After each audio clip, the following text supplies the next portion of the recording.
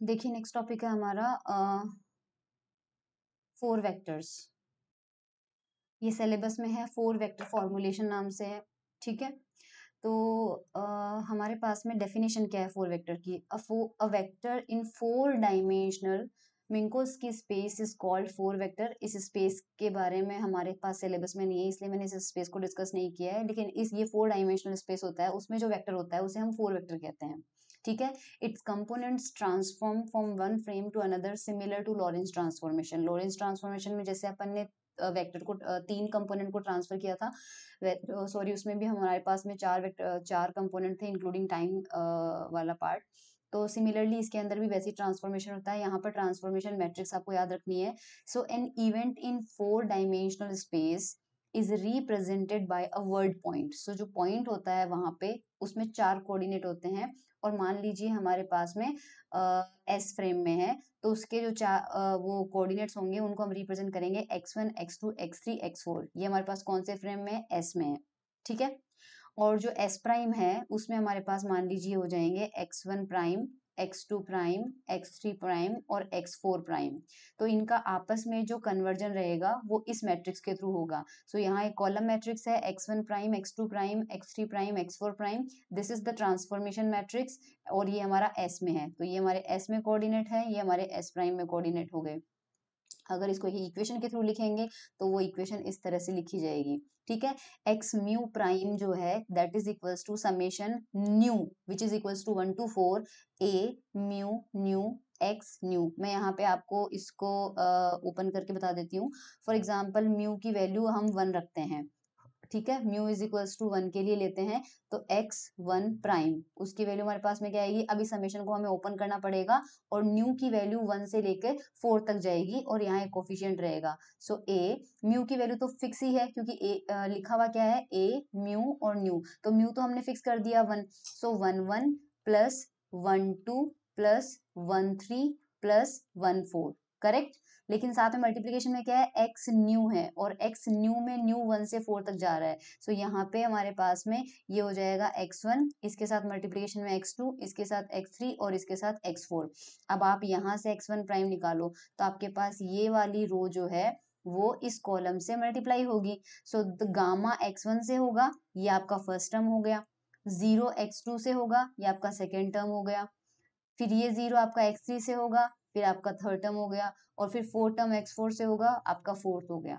इसी तरह से म्यू इक्वल टू 2 निकालेंगे, तो हमारे म्यू इक्वल टू 2 रखेंगे तो x2 प्राइम की वैल्यू आ जाएगी। म्यू इक्वल टू 3 रखेंगे तो x3 प्राइम की वैल्यू आ जाएगी, एंड म्यू इक्वल टू 4 रखेंगे तो x4 प्राइम की वैल्यू आ जाएगी। सो इस इक्वेशन को याद रखिएगा, ये इसी मैट्रिक्स को इक्वेशन फॉर्म में लिखा गया है। एक कंडीशन भी होती है हमारे पास में कि x प्राइम का स्क्वायर अगर करें और समेशन करें, और x विदाउट प्राइम का स्क्वायर करें और समेशन करें, तो वो इक्वल आता है, ठीक है।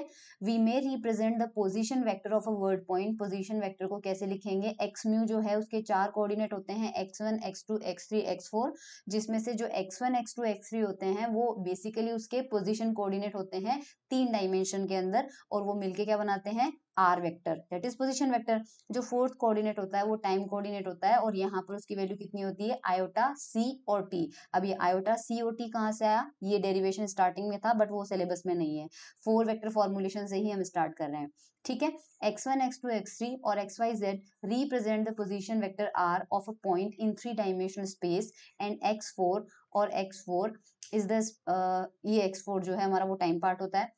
So R is the space part and ICT is the time part of 4 dimensional space. तो 4D space कैसे हुआ, 3 dimension में तो position part हो गया, और 4th dimension time वाला part हो गया।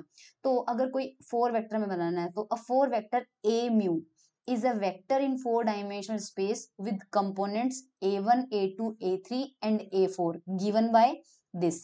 A mu क्या हो जाएगा, उस 4 तरह से लिखा जाएगा, जिसमें से A1 A2 और A3 मिलके A वेक्टर बनाएंगे, तो वो A वेक्टर तो हो जाएगा, और A4 को यहाँ पर लिखा जाएगा iota AT, where A is the space component, ये स्पेस कंपोनेंट हो जाएगा, और A4 जो है वो टाइम कंपोनेंट हो जाएगा। और इनका जो ट्रांसफॉर्मेशन होगा वो अगेन वैसे ही होगा, यहाँ प्राइम वाले हैं, ये मैट्रिक्स सेम वो की वही मैट्रिक्स है जो ऊपर मैंने अभी आपको दिखाई थी, और यहाँ पर A1 कंपोनेंट आ जाएंगे, और ये वाली इक्वेशन सेम वही है जो मैंने x में आपको दिखाई थी। अब इसको सॉल्व करके आप देखिए, तो सबसे पहले A1 प्राइम निकालते हैं। सो इस वाले रो को इस वाले कॉलम से मल्टीप्लाई करेंगे, तो बिकॉज दो टर्म तो जीरो है तो A2 वाला पार्ट तो अपीयर ही नहीं होगा, A3 वाला भी अपीयर नहीं होगा। A1 जो है वो गामा से मल्टीप्लाई होगा, और A4 जो है वो माइनस आयोटा बीटा गामा से होगा। सो यहाँ पर ये वाली इक्वेशन देख लीजिए, ठीक है, ये हमारे पास माइनस आयोटा नहीं सॉरी प्लस आयोटा है। सो A1 प्राइम आ गया। सिमिलरली आप इस मैट्रिक्स से A2 निकाल सकते हैं, वो सेम आएगा, A3 निकाल सकते हैं, वो सेम आएगा, और A4 निकालेंगे तो ये वाला हमारे पास मल्टीप्लाई हो जाएगा इस वाले कॉलम से, और आपके पास A4 की वैल्यू आ जाएगी। ठीक है, अगेन स्क्वायर के अंदर वही रूल फॉलो होगा जो एक्स में फॉलो हुआ था, कि प्राइम वाले का स्क्वायर विदाउट प्राइम वाले के स्क्वायर के समेशन के इक्वल होगा, ठीक है, या फिर इन दोनों का multiplication. The square of the magnitude of the four vector is given by, अगर हमें इसका स्क्वायर करना है तो जाहिर सी बात है जिस तरह से आर का स्क्वायर होता है वो x square plus y square plus z square होता है, उसी तरह से देख लीजिए A1 square plus A2 square plus A3 square plus A4 square. और हमारे पास में अगर वैल्यू पुट कर देते हैं इसकी, सो A1 की जगह हमारे पास A1 है, A2 की जगह A2 है, A3 की जगह A3 है, लेकिन A4 जो था वो अगर ट्रांसफॉर्मेशन में लेना है तो if you remember iota A4 था, आयोटा 80 था, तो उसका स्क्वायर करेंगे तो माइनस का 80 स्क्वायर हमारे पास मिल जाएगा, क्योंकि आयोटा का स्क्वायर माइनस होता है। तो let two vectors A mu and B mu, suppose करो हमारे पास है ये ए और A4 ये हो जाएगा, बी म्यू हमारे पास है with B4 is equal to iota BT, इनका स्केलर प्रोडक्ट लेना है, तो सिंपली ए म्यू जो है वो बी म्यू से मल्टीप्लाई होगा, A1 B1 से, A2 B2 से, A3 B3 से, A4 B4 से, वैल्यू पुट करेंगे तो हमारे पास ये हो जाएगा। ATBT को माइनस साइन इसलिए मिलेगा क्योंकि दो आयोटा मल्टीप्लाई होकर आयोटा स्क्वायर -1 हो जाएगा। स्केलर प्रोडक्ट जो होता है वो इनवेरिएंट होता है लोरेंस ट्रांसफॉर्मेशन में, उसका यहाँ पर डेरिवेशन किया गया है, जो कि देख लीजिए ये प्राइम वाला विदाउट प्राइम वाले के इक्वल आएगा, ये हमें प्रूव करना है। सो सबसे पहले हम लेफ्ट हैंड साइड लेके चलते हैं, उसको एक्सपांड करते हैं, तो एक्सपांड कर दिया, फिर A1 प्राइम की वैल्यू रखते हैं, A1 प्राइम की वैल्यू ऊपर अपन ने निकाल रखी है, करेक्ट, और B1 प्राइम की वैल्यू भी अपन ने निकाल रखी है, दोनों के साथ गामा था इसलिए यहाँ पे गामा का स्क्वायर आ गया।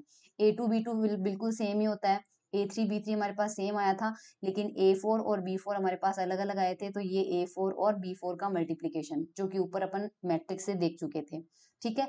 इसको अगर सॉल्व करेंगे तो यहाँ पे ये टर्म आ जाएगा, और यहाँ पर इसको सॉल्व करेंगे तो आपके पास, इसको सिंप्लीफाई कर लेना, ये आ जाएगा वापस हमारे पास पुराना प्रोडक्ट ही आ जाएगा, विच मीन्स आपके पास एग्जाम में आ सकता है कि प्रूव कीजिए फोर वेक्टर में स्केलर प्रोडक्ट जो होता है वो लॉरेंस ट्रांसफॉर्मेशन के अंडर इनवेरिएंट रहता है, तो this is the derivation which you have to do, ठीक है। अब फोर वेक्टर के एग्जांपल जो फिजिक्स में हम पढ़ेंगे वो एक तो पोजीशन वेक्टर है जो अपन ने पहले कर ही लिया है, इसके अंदर आर और आईसीटी होगा, ध्यान रखना है आर और आईसीटी होगा। वेलोसिटी फोर वेक्टर के अंदर क्या होगा, वेलोसिटी को हम यू म्यू से रिप्रेजेंट करेंगे, तो चार कंपोनेंट होंगे U1 U2 U3 and U4।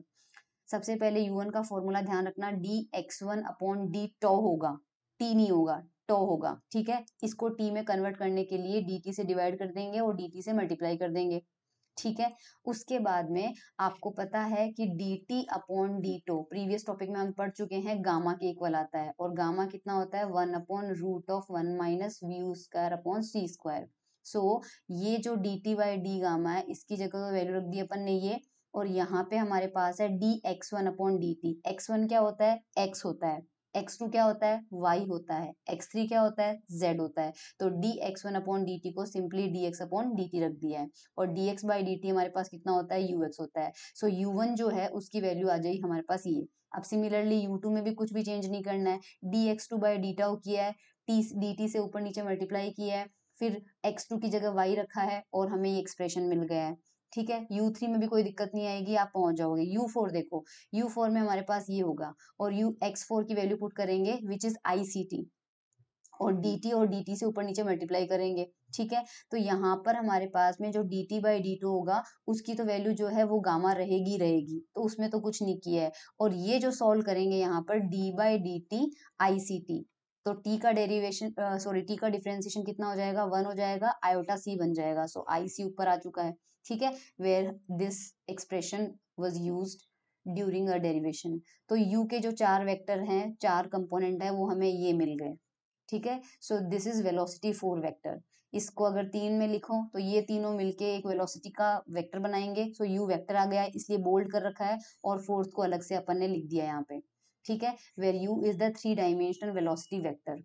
अगर यहाँ पे हमें स्क्वायर ऑफ मैग्नीट्यूड करना है तो यू म्यू को यू म्यू से मल्टीप्लाई कर देना है, तो सिंपली इसका स्क्वायर करना है और इसका स्क्वायर करना है, ऐड कर देना है, तो इसके स्क्वायर से तो ये मिल जाएगा, इसके स्क्वायर से ये मिलेगा, तो यहाँ पे देखो आयोटा लगा हुआ है, which means iota square minus हो जाएगा, इसलिए हमारे पास ये आएगा, इसको सॉल्व करेंगे, सो माइनस का सी स्क्वायर आएगा, विच इज लॉरेंज इनवेरिएंट, क्योंकि सी स्क्वायर कॉन्स्टेंट है, ठीक है।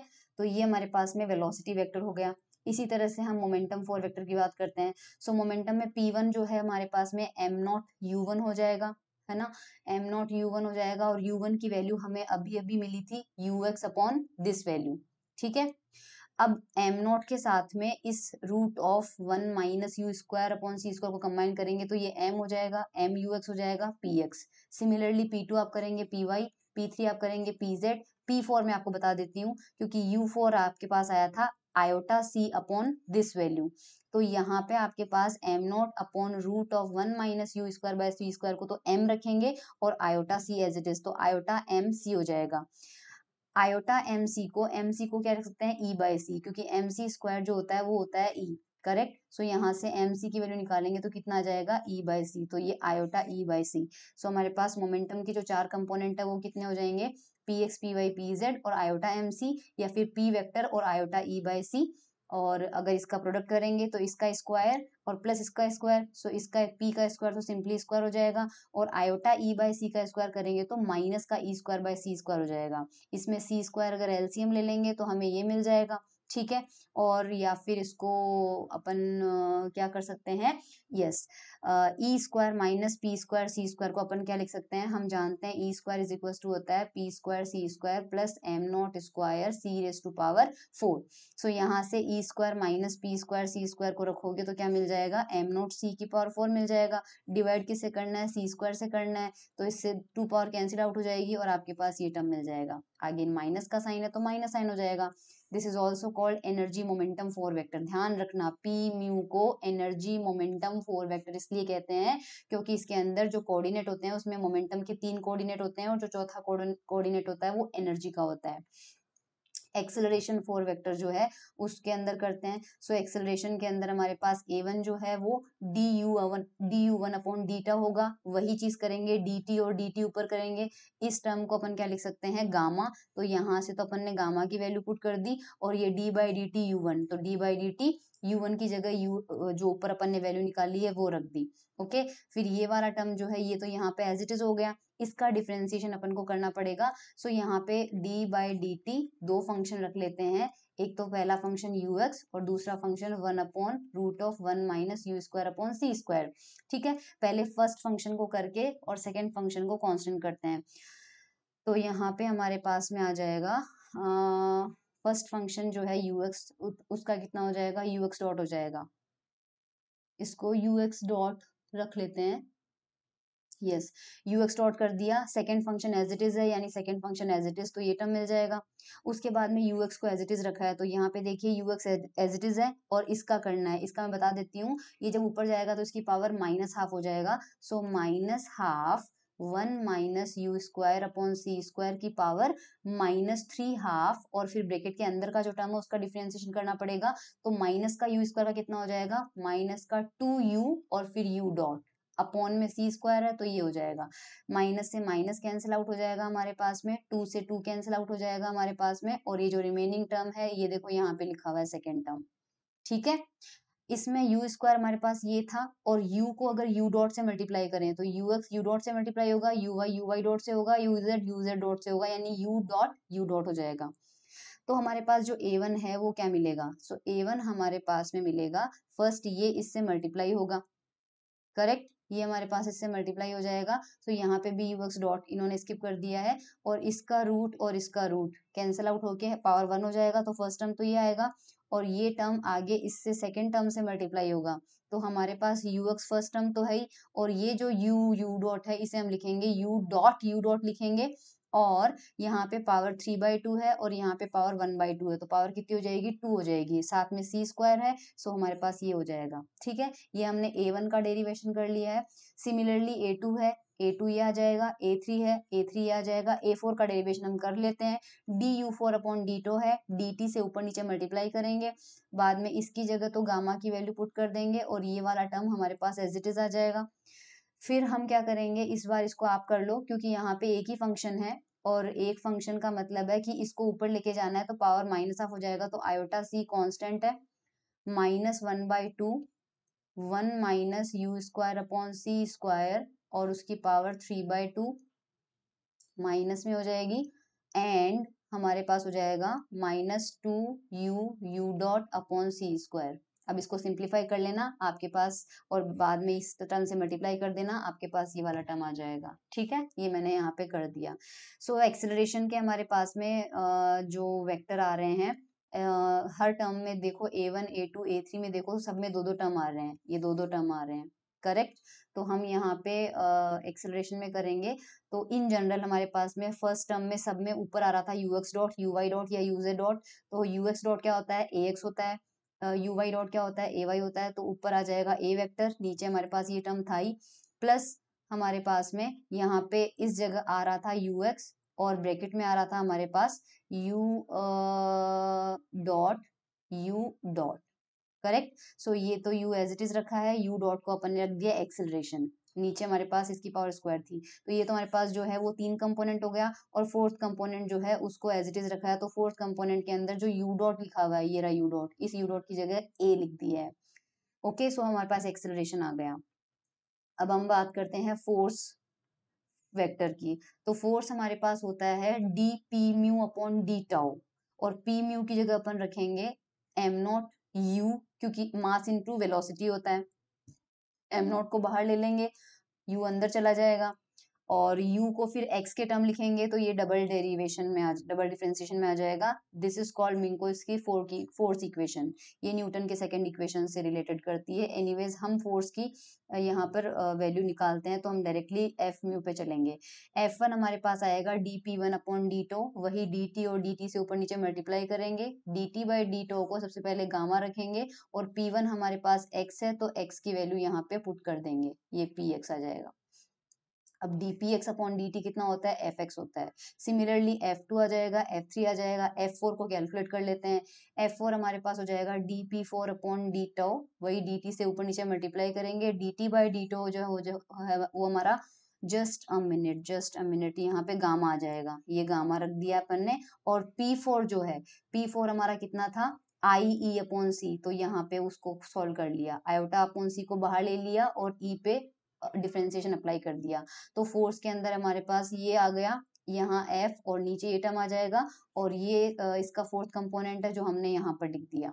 ठीक है, तो ये हमारे पास फोर्स के आ जाएंगे component, and the four force may be expressed in terms of four acceleration vector, ये फोर्स एक्सेलरेशन के टर्म्स में भी होता है बट वो जरूरी नहीं है, आप यहाँ तक भी करेंगे तो इट विल बी इनफ। ठीक है, अगर ये अलग से डेरिवेशन में नहीं पूछा जाता है तो, माय गॉड बट ये काफी लंबा है। एनीवेज फोर फोर्स में हमारे पास इतना ही है, तो ये फोर वेक्टर फॉर्मुलेशन जो है हमारे पास आ गया। देखो एग्जाम में ये पूछा गया है, ये वाला example, prove that 3 dimensional volume element is not invariant under Lorentz transformation while the 4-dimensional volume element is invariant। ये एग्जाम एक बार पूछा गया है, तो 3 डायमेंशनल वॉल्यूम एलिमेंट हमारे पास कितना होता है एस फ्रेम में dx dy dz, और 4 डायमेंशनल कितना होता है dx dy dz into dt, correct. तो हम यहाँ पे देख लेते हैं, लॉरेंस ट्रांसफॉर्मेशन यूज करते हैं, 3 वेरिएबल के हमारे पास में ये होता है। ओके, तो हम यहाँ पे ध्यान से देखें, सो अगर x प्राइम ये है तो दोनों साइड में डिफरेंशिएशन करेंगे तो लेफ्ट हैंड साइड में dx प्राइम हो जाएगा, करेक्ट, और यहाँ पे गामा रहेगा और इस x का कितना हो जाएगा dx हो जाएगा, सो गामा dx हो जाएगा। इसी तरह से यहाँ पे y का सेम टू सेम आ जाएगा और z का सेम टू सेम आ जाएगा, तो अगर मल्टीप्लाई करेंगे तीनों को तो एक्स्ट्रा हमारे पास में यहाँ पे गामा आ रहा है, इसमें जो t है वो सेम होता है 3 डायमेंशनल स्पेस में, क्योंकि 3 डायमेंशनल स्पेस में केवल अपन 3 कंपोनेंट 3 ये कोऑर्डिनेट ही लेते हैं, फोर्थ नहीं लेते हैं। सो हमारे पास में ये जो है एक्स्ट्रा गामा आ रहा है यहाँ से dx डिवाइड dz की वैल्यू निकालेंगे तो गामा नीचे चला जाएगा। गामा की वैल्यू अगर पुट करेंगे, इसको dv रखते हैं, करेक्ट। इसको dv रखते हैं, इसको dv नॉट रख देते हैं।